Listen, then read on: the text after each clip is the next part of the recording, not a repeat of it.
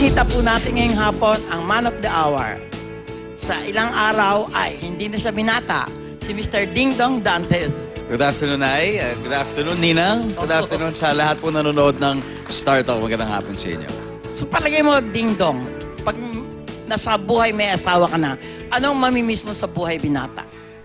Well, sa tingin ko naman po, nagampanan ko na ng husto at sagad yung pagiging binata. Kaya timing na lang talaga tong parating na pagkakataon for me to settle down. Ready na talaga. Ready na. 100%.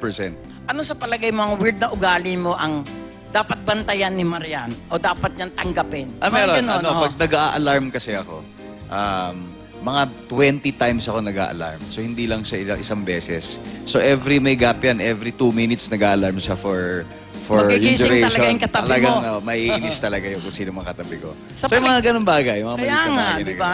Sa palagay mo naman, anong weird na ugali ni Marian ang dapat mong baguhin o dapat ano?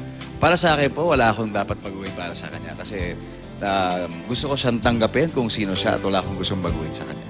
Ay, sa pelikulang Kubot, Yes, Nay. di ba? Ano to, gagawin mo na tong franchise?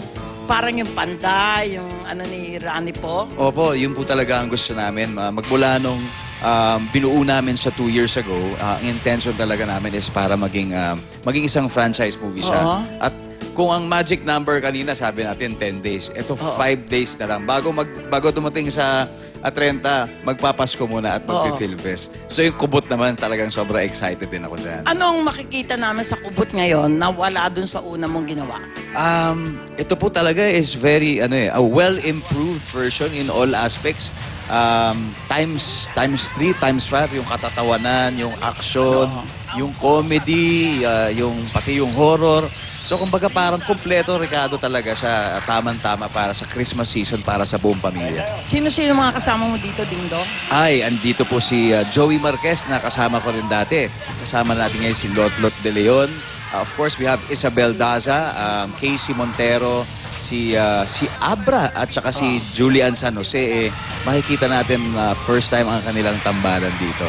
3 days bago ang kasal mo, ang awards night.